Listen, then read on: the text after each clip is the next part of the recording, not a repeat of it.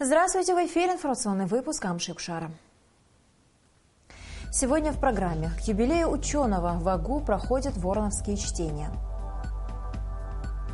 Ожидание вердикта экологов в Ткварчале временно приостановлены работы по реконструкции главной дороги. Аудиенция у патриарха абхазских паломников принял иерусалимский епископ Феофил III.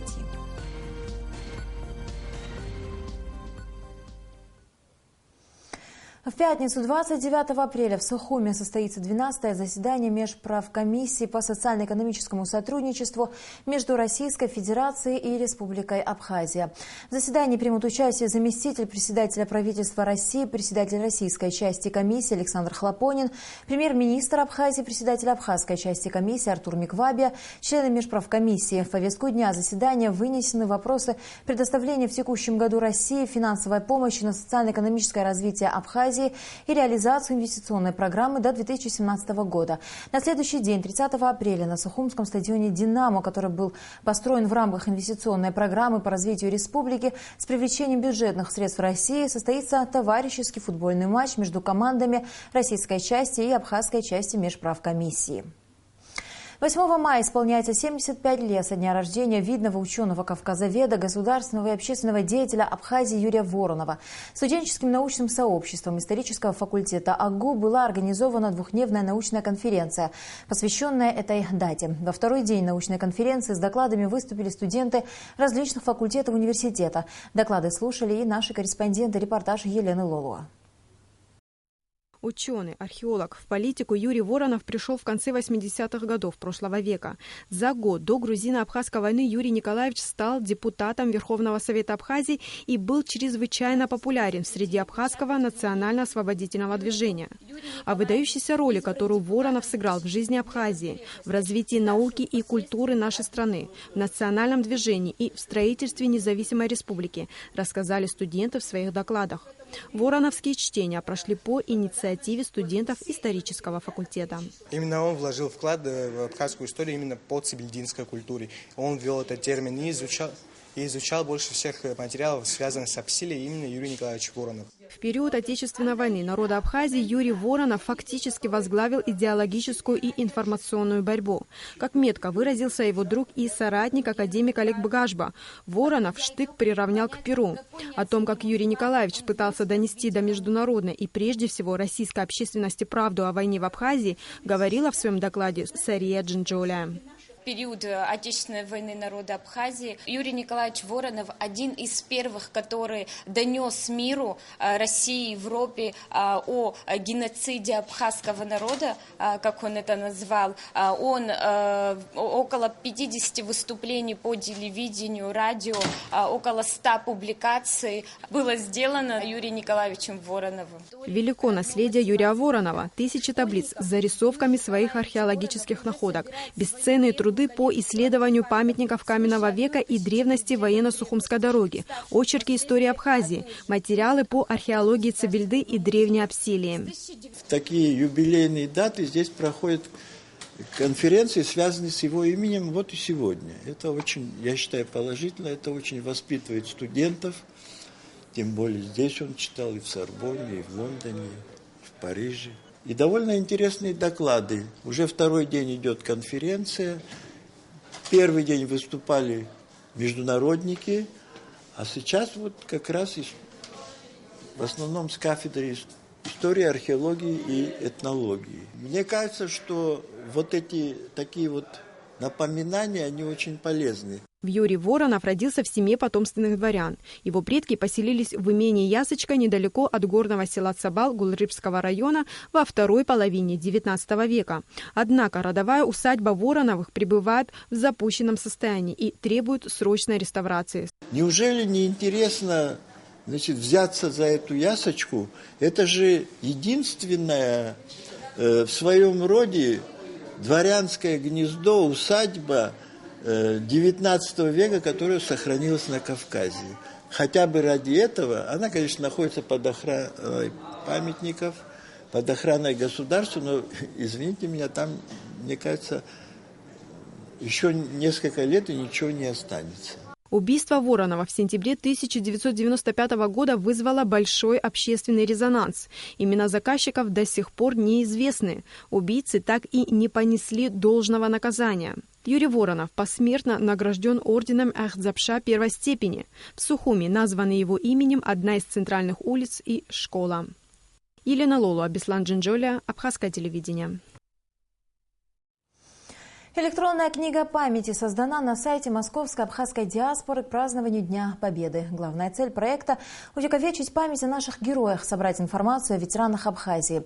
В разделе «Бессмертный полк Абхазия» содержится информация о ветеранах из Абхазии, принявших участие, погибших и пропавших без вести в период Великой Отечественной войны и послевоенный период. Всю информацию о ветеране, фото, краткая биография, звания, награды, место захоронения вы можете отправлять на электронный адрес, который вы видите на ваших экранах. А сейчас материал из Израиля, где абхазские верующие накануне Пасхи посещают святые места. Паломников из Абхазии в четверг принял патриарх Иерусалимский Феофил III, рассказывает Манана Коскир. Сегодня в 9 часов утра при большом стечении народа во внутреннем дворике храма Гроба Господня Иерусалимский патриарх Феофил III провел чин омовения ног духовенству, по примеру Иисуса, который умыл ноги апостолам, показывая глубочайшее смирение. «Кто хочет быть больше, тот будь всем слуга», учит Господь. Патриарх в лице главы православной церкви умыл ноги священникам, архимандритам, иеромонахам и показал, как должны исполнять евангельские заповеди обычные христиане. В полдень паломникам из Абхазии была назначена встреча с Иерусалимским патриархом. Вся группа прошла по улочкам старого города, вызывая интерес паломников Иерусалима своими национальными костюмами. В патриарших покоях стояли делегации из многих стран мира. Группу абхазских паломников представил председатель Духовно-нравственного фонда имени святого апостола Симона Канонита и священномученика Евстафия Апсильского Рауф Харазия. После нашей встречи многих людей вдохновило, и вот сумели такой группой организоваться и приехать к вам на Святую Землю. С вашего позволения хотел бы преподнести вам памятный подарок. Патриарху была вручена икона Симона Канонита и Евстафия Апсильского, написанная специально для этого случая. Надпись на иконе звучит так: «Иерусалимскому патриарху от христолюбивых абазгов». Депутат парламента Республики Абхазия Саид Харазия рассказал историю абхазского христианства и вручил патриарху медаль с изображением храма Симона Канонита. Мы видим, что благодаря православной вере наш народ возрождается. Мы молимся, чтобы решился вопрос канонической иерархии православной абхазской церкви. Мы молимся Господу. И чтобы на берегах Черного моря возжегся огонь православной веры. И мы в будущем, если будет Богу угодно, с предстоятелем церкви Абхазии вознесли благоухающие молитвы пред престолом Божиим. Иерусалимский патриарх Феофил III сказал, что город Иерусалим собирает и объединяет всех православных христиан мира. Я очень рад, что вы здесь. But at the same time, we as official churches, we have this moral responsibility. У нас есть моральная ответственность to keep the unity and the order. Держать единство и порядок of the Orthodox Church. Православных церквей. And of course, there are many problems that all problems can be solved. Конечно же, все проблемы могут быть решены with goodwill, с хорошим and of course with patience, с терпением и желанием. And we are all the time here praying. Our mission here is just to bear witness to our crucified and risen Lord Jesus Christ. И наша цель здесь, наша миссия Иерусалимской церкви – это нести через себя мир и нести через себя свидетельство о распятом Иисусе Христе. Затем патриарх благословил представителя абхазского духовенства отца Далмата и подарил ему нагрудной крест. Абхазский священник, в свою очередь, подарил патриарху памятные медали с изображениями абхазских храмов. Иерусалимский патриарх Феофил III благословил паломников из Абхазии и каждому подарил иконы и фото с изображением гроба Господня. И в конце встречи группа паломников сфотографировалась с патриархом на память. Манана Кокоски, Роберт Джопуа, Иерусалим, абхазское телевидение. В Тхуарчале в рамках инвестиционной программы содействия социально-экономическому развитию республики проводится реконструкция городских дорог, а также капитальный ремонт подвальных помещений многоквартирных домов. Горожане рады таким переменам, однако ремонт дороги имени Владислава Ардзенба временно приостановлен. О причинах задержки Саресмар. Улица имени Владислава Ардзенба в Тхуарчале сегодня находится не в самом лучшем состоянии. Тротуары разбиты, освещения нет, а многолетние деревья и вовсе доставляют здешним жителям массу неудобств. Облагораживать этот участок администрация города планировала начать еще несколько месяцев назад. Все работы будут проведены не только в рамках инвестиционной программы, но и на средства из местного бюджета. Однако сейчас работы на время приостановлены. Нет разрешения экологов на вырубку кедров. Между тем, корни деревьев распространяются по поверхности земли, разрушая асфальтовое покрытие. Более того, они проникают в канализационные колодцы и способствуют их засорению. Местные жители и специалисты убеждены, что кедры необходимо вырубить и на их месте посадить другие деревья. Хвоя осыпается, и когда она осыпается, там она прессуется, имеет самое такое свойство, и водопроводные самые трубы забиваются этой хвоей, и вода уже по поверхности переливается и попадает на стенки и все прочее. И, кроме того, угроза в том, что при ветроходе они могут опрокинуться и на дом.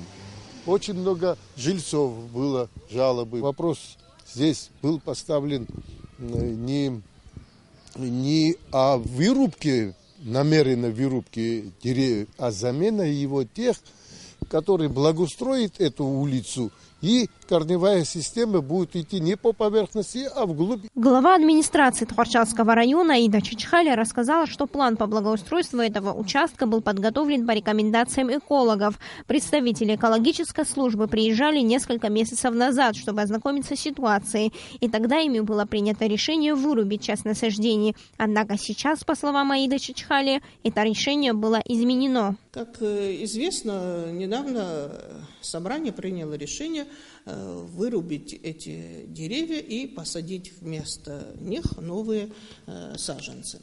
Это не наш каприз. Мы не варвары, мы не преследуем цели уничтожить деревья, как это стараются преподнести сегодня. Когда возник вопрос о вырубке деревьев, мы в первую очередь пригласили сюда экологов. Экологи совместно с работниками администрации визуально осмотрели эти деревья и сказали, что на сегодняшний день нужно убрать 35-40% этих деревьев. Но почему-то потом экологи поменяли свое мнение. И сегодня, после того, как собрание приняло такое решение, подали в экологическую прокуратуру. Помимо улицы Ардзенба в городе начат капитальный ремонт подвальных помещений в многоквартирных домах. Подвалы расчищают от всевозможного мусора и осушают. В первую очередь строители начали с того, что очистка подвалов от мусора и наноса всякого этого. Из 38 домов на сегодняшний день у них очищено 22 подвала. На 11 ведутся самые работы. И где-то к середине мая все подвалы будут очищены. Жители города такими переменами не могут не радоваться. Если раньше в их домах было сыро, то теперь они надеются, что проблема будет устранена. Подвалы — это значит летом мухи, комары, всякая ерунда. Дети, люди. Жить невозможно. Потому что я на первом этаже живу. Это вообще катастрофа, сколько мух. Ужас и комаров. Наоборот, благодарим государства, руководство нашего города, всех за то, что, вот, как говорится, за нас переживают, менять трубы хотят. Очистительные работы завершены уже в 22 домах. Здесь еще необходимо починить водопроводные и канализационные трубы. В планах районной администрации реконструкция водохранилища, а также асфальтирование прилегающей к ней дороги. Сария Смыр, Саида Кухава, Абхазское телевидение. В частной общеобразовательной школе «Альфа» проходит неделя английского языка. Один день в рамках недели английского языка был посвящен проекту «Две стороны Великобритании». Об этом наш следующий репортаж. Одной из распространенных форм внеклассной работы по иностранному языку является проведение предметных недель. На протяжении многих лет в школе «Альфа» проводятся подобные мероприятия. В этот день школа преобразилась. На дверях, стенах были развешаны плакаты с пословицами на английском языке. Я, во-первых, хотела бы обратить внимание, что школа со дня основания позиционирует себя как модель абхазской международной школы. Суть этой модели состоит в том, что мы одинаково уделяем внимание уровневому обучению абхазского языка, то есть абхазский у нас как в абхазской школе, плюс деление на уровне с учетом степени владения часов, владения языком. И самое интересное, что мы на эти часы выделяем столько же, на разделенные часы столько же, как и в чисто абхазских группах. Каждый учитель хочет сделать уроки максимально продуктивными и эффективными. Собственно, разнообразные сценарии конкурсов в День английского языка помогают добиться искомого результата. Провести идеальный день английского языка в школе не так уж и сложно. Для начала учитель должен поставить перед собой цель, которую планируется достичь, отметила преподаватель английского языка Нана Кация. Проект называется «Две стороны Великобритании». Мы пытались отобразить богатую и бедную сторону Лондона, где наряду с Букингемским дворцом, убранством и красотой на улице под Тауэрским мостом погибает девочка, замерзая от холода в холодный день. Это было представление, спектакль был по сказке Андерсена. На мой взгляд, дети постарались, сделали его достаточно хорошо. После завершения представления учащиеся рассказали, почему им нравится изучать иностранные языки. Мы выбрали именно английский язык, потому что нам привезли новые учебники, оксфордские. Там очень много материала богатого, который мы благодаря этим книгам можем узнать очень многое о мире именно на английском языке. Мне очень нравится изучение английского языка, потому что именно с помощью этого языка я могу путешествовать по миру, я об этом мечтаю, свободно разговаривать с людьми. Иногда очень сложно пробудить в детях интерес к английскому языку. Вот почему важно проводить подобные мероприятия. Изучение английского языка должно проходить с максимальной эффективностью, а иначе дети не смогут постигнуть азы иностранной культуры. Уделяя внимание, на первый взгляд, даже мелочам в День английского языка, педагог делает его продуктивнее. Рената Шакая, Роберт Ломи, Абхазское телевидение. Согласно постановлению Кабинета министров, в связи с совпадением выходных праздничных дней православного праздника Пасхи, Воскресения Христова и праздника труда, приходящихся на 1 мая воскресенье, 2 мая понедельник и 3 мая вторник, объявлены праздничными нерабочими днями. И в завершении выпуска о погоде.